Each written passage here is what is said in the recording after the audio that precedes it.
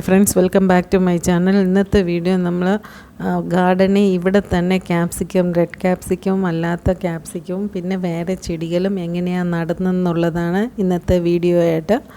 അപ്പോൾ ആദ്യമായിട്ട് ഞാനിങ്ങനെ ആമസോണിൽ നിന്ന് ഇത് കൊക്കോ പീലർ എന്നാണ് ഇതിന് പറയുന്നത്. ഈ കൊക്കോ പിറ്റ് തന്നെയാണ് അത്. നമുക്കിതുപോലെ ഒരു പാക്കറ്റ് പോലെയാണ് കിട്ടുന്നത്. അത് ആമസോണിൽ സെയിലുണ്ടായിരുന്നു. 2 ബോക്സ് നമുക്ക് ഒന്ന് മേടിച്ചാൽ ഒന്ന് ഫ്രീ എന്നുള്ള രീതിയിൽ. ഇതിന് 190 റുപ്പീസാണെന്ന് തോന്നുന്നു. ഞാൻ വാങ്ങിച്ചിട്ട് കുറേ ദിവസമായി. അത് ഓഫറിൽ നമുക്ക് 500 രൂപയുടെ ഒന്നിച്ച് ഓർഡർ കൊടുത്താൽ ഡെലിവറി ചാർജൊക്കെ ഫ്രീ കിട്ടും. അങ്ങനെ മേടിച്ചതാണ്. അപ്പം ഇതിനകത്ത് സീഡ് വെച്ചാൽ നമുക്ക് പെട്ടെന്ന് കിളുക്കും. വെള്ളം എപ്പോഴും ഒഴിക്കേണ്ട. നല്ല യൂസ്ഫുള്ളാണ്. ഞാൻ യൂസ് ചെയ്ത് നോക്കിയായിരുന്നു. അപ്പോൾ അതൊരു വീഡിയോ ആയിട്ട് ഇടാമെന്ന് വിചാരിച്ചതാണ്. നമ്മൾ സീഡൊക്കെ പച്ചക്കറിയാണെങ്കിലും കിളിപ്പിക്കാൻ ഏറ്റവും ബെസ്റ്റാണ്. അപ്പോൾ ഇതിൻ്റെ സിമ്പിൾ പ്രോസസ്സാണ്. ആദ്യം നമ്മൾ ഇതുപോലത്തെ നമ്മൾ എത്ര സീഡാണ് വെക്കേണ്ടതെന്ന് വെച്ചാൽ കുറേ എടുത്തിട്ട് നമ്മൾ എങ്ങനെയാണ് ചെയ്യുന്നതെന്നുള്ളത് കാണിക്കാം. ഞാനിപ്പോൾ ഒരു കപ്പിൽ ഇച്ചിരി വെള്ളം എടുത്തിട്ടുണ്ട്. നമ്മളല്ലെങ്കിൽ നമ്മൾ ഏതെങ്കിലും ഒരു ട്രേക്കകത്ത് കുറേ നിരത്തി വെച്ചിട്ട് നമുക്ക് എത്ര എണ്ണം വേണോ അത് നിരത്തി വെച്ചിട്ട് വെള്ളം ഒഴിച്ചു കൊടുത്താലും മതി. ഞാൻ എളുപ്പത്തിന് വെള്ളത്തിനകത്തോട്ട് അങ്ങ് ഇടുവാണ്. അപ്പം 4 എണ്ണം ഞാൻ എടുത്തിട്ടുണ്ട്. 4 എണ്ണം വെള്ളത്തിനകത്തിട്ടു. ഒരു 10 മിനിറ്റ് വേണ്ട, ഒരു 5 മിനിറ്റ്സിൽ അത് കുതിർന്ന് വലുതായി കിട്ടും. ഇത് കണ്ടപ്പോൾ അത് നല്ലപോലെ കുതിർന്ന് വലുതായിട്ടുണ്ട്. ഇങ്ങനെ വയ്ക്കുമ്പോൾ എടുക്കുമ്പം അത് കവർ പൊട്ടാൻ സാധ്യതയുണ്ട്. അതുകൊണ്ട് ട്രേ വെച്ച് അതിനേക്കാളും എളുപ്പമാണ്. അപ്പോൾ എന്നിട്ട് എടുത്ത് ഞാൻ ഒരു ചെറിയ ഏതെങ്കിലും ഡിസ്പോസിബിൾ പാത്രത്തിൽ നമുക്ക് വെക്കാം. അല്ലാതെ യൂസ്ഫുൾ ഇല്ലാതെ ഇരിക്കുന്ന ട്രേ ഏതെങ്കിലും യൂസ് ചെയ്യാം. ഇതിനകത്ത് ഇപ്പം നല്ല നനവുണ്ട്. നമ്മൾ ഇനി അതിനകത്ത് വെള്ളം അധികം ഒഴിക്കേണ്ട ആവശ്യമേ വരുന്നില്ല. നമ്മളല്ലാതെ ഒരു ചട്ടിക്കകത്താണെങ്കിൽ ഇതെല്ലാം മിക്സ് ചെയ്ത് ചട്ടിക്കകത്താക്കിയിട്ട് നമ്മൾ വയ്ക്കുമ്പോഴത്തേക്ക് അത് അത്രയും ക്ലിയറായിട്ട് വരത്തില്ല. ഇതാകുമ്പോൾ ഒത്തിരി യൂസ്ഫുള്ളാണ്. അപ്പോൾ ഇതുപോലെ 2 വെച്ച് ഞാൻ 2 പാത്രത്തിൽ ഈ നമ്മൾ ബിസ്ക്കറ്റൊക്കെ മേടിക്കുന്ന ഡിസ്പോസബിൾ പ്ലേറ്റാണ് അതിനകത്ത് വെച്ചിട്ടുണ്ട്. എന്നിട്ട് ഞാൻ പച്ചമുളകിൻ്റെ സീഡാണ് ഇതിനകത്ത് ഇപ്പോൾ ഇടാൻ പോകുന്നത്. അത് നടുക്ക് ഒരു ചെറിയ ഹോൾ ഇടണമെന്നില്ല, ഒന്ന് മേളിലിട്ട് കൊടുത്താലും മതി. ഞാൻ ഒന്ന് ചെറുതായിട്ട് സ്പൂൺ വെച്ച് നീക്കി കൊടുത്തന്നേ ഉള്ളൂ. എന്നിട്ട് പച്ചമുളകിൻ്റെ 2 ടൈപ്പ് പച്ചമുളകാണ്. ഒന്ന് വയലറ്റ് കളർ വരുന്ന പച്ചമുളകും ഒന്ന് ഉണ്ടപ്പച്ചമുളക് വെളുത്തിരിക്കുന്നത്.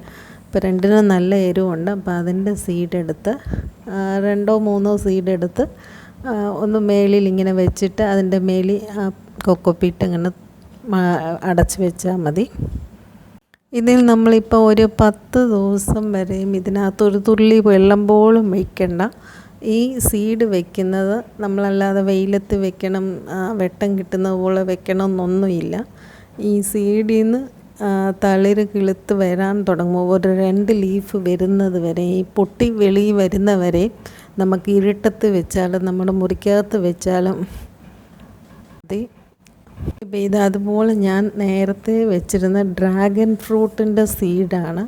ഞാൻ എൻ്റെ അടുക്കളയ്ക്കകത്താണ് വെച്ചിരുന്നത്. അവിടെ വലിയ വെയിലൊന്നും വരത്തില്ല. എന്നാലും അതിനകത്ത് ഈ ഡ്രാഗൺ ഫ്രൂട്ട് നല്ലപോലെ കിളുത്തിട്ട്. ഇനി അടുത്ത് നമ്മൾ കാണാൻ പോകുന്നത് ക്യാപ്സിക്കമാണ്. ഞങ്ങളുടെ ഗാർഡനിൽ ഉണ്ടായ റെഡ് ക്യാപ്സിക്കമും ഗ്രീൻ ക്യാപ്സിക്കവുമാണ്. അപ്പോൾ ഇതൊന്നും കിളിക്കുമെന്നുള്ള ഒരു പ്രതീക്ഷയും ഇല്ലായിരുന്നു. ക്യാപ്സിക്കം പച്ച നേരത്തെ വന്നിട്ടുണ്ട്, ഞാൻ അത് വീഡിയോ ഇട്ടിട്ടുണ്ട്. ഈ റെഡ് കളർ ഇവിടെ വരുമെന്നുള്ള പ്രതീക്ഷയില്ലായിരുന്നു. ചുമ്മാ ഞാൻ ക്യാപ്സിക്കം മേടിച്ചതിൻ്റെ അരി അതിനകത്ത് ഇട്ടതാണ്.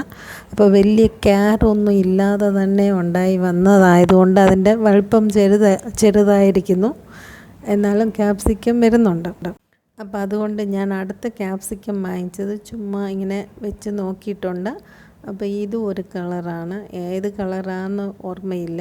ഇത് നമ്മൾ ഡ്രാഗൺ ഫ്രൂട്ടിൻ്റെ റെഡ് കളറാണ്. അതിൻ്റെ അരിയെല്ലാം അവിടെ കൊണ്ടിട്ട് നോക്കിയതാണ്. ഇങ്ങനെയാണ് തൈ ഞാൻ കിളിപ്പിക്കുന്നത്. അങ്ങനെ കിളിപ്പിച്ചതാണ്. ഇതും വേറെ ക്യാപ്സിക്കമാണ്. അത് വന്നാലേ ഏതാണെന്ന് അറിയത്തുള്ളൂ. അടുത്ത് നമ്മൾ കാണുന്നത് ഡോങ്കി ഇയർ എന്ന് പറയുന്ന ഈ ചെടിയുടെ ഇതിന് ഇങ്ങനെ മേളിലൊരു വെള്ള പൂപ്പൽ പോലെ ഉണ്ട്. കാണാൻ നല്ല ഭംഗിയാണ് അതിൻ്റെ ഇല. നല്ല വെയിലത്തിരിക്കുമ്പോഴേ ഈ വെള്ള പൂപ്പൽ പോലെ വരത്തുള്ളൂ. ഇതേല ഇച്ചിരി കൂടെ ഇതാകുമ്പം അതിൻ്റെ അറ്റത്ത് തന്നെ ഇങ്ങനെ തൈകൾ കിളുത്ത് വരും. അതിൽ നിന്ന് നമുക്ക് ഒത്തിരി തൈകൾ ഉണ്ടാക്കാവുന്നതേ ഉള്ളൂ. അപ്പോൾ ആദ്യം ഒത്തിരി വെള്ളം ഒഴിക്കരുത്. ഞാൻ അങ്ങനെ കിളിപ്പിച്ച ഒരു തൈയാണ് ഇത്. അധികം വെള്ളമാകാതെ ഇടയ്ക്കിടയ്ക്ക് വെള്ളം സൈഡിൽ നനയുന്നത് പോലെ വെള്ളം ഒഴിച്ചു കൊടുത്താൽ മതി. ഇപ്പോൾ ഇതാണ് ഒരു തൈ. നമ്മൾ ആ ഇലയുടെ അറ്റത്ത് കാണുന്ന തൈ അതെടുത്തിട്ട് നമ്മൾ ഡിസ്പോസബിൾ പാത്രങ്ങളിലാണ് ഞാൻ മാക്സിമം എല്ലാ ചെടികളും പിടിപ്പിക്കുന്നത്. എല്ലാ ഇലയിലും വരുന്നത് പറിക്കാതെ ആദ്യം ഏതെങ്കിലും ഒരു ഇലയിൽ നിന്ന് പറിച്ച് ഒന്ന് വെച്ച് പിടിപ്പിക്കണം. അത് പിടിക്കുന്നുണ്ടെങ്കിൽ അടുത്തത് വെക്കുക. ഇങ്ങനെ ഞാൻ വെച്ചിട്ട് ഇതിപ്പം 2 ദിവസമായതാണ്. അപ്പം അതിന് മുമ്പ് ഒരു 2 ആഴ്ചയ്ക്ക് മുമ്പ് പിടിപ്പിച്ചതാണ് ഇത്. അതിൻ്റെ 2 ഇല കൂടെ വന്നിട്ടുണ്ട്.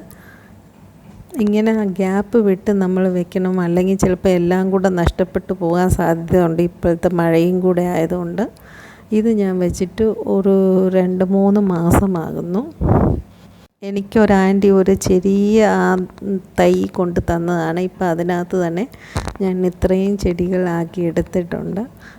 3-4 എണ്ണം ഞാൻ വേറെ ആർക്കണ്ടൊക്കെ കൊടുത്തിട്ടുമുണ്ട്.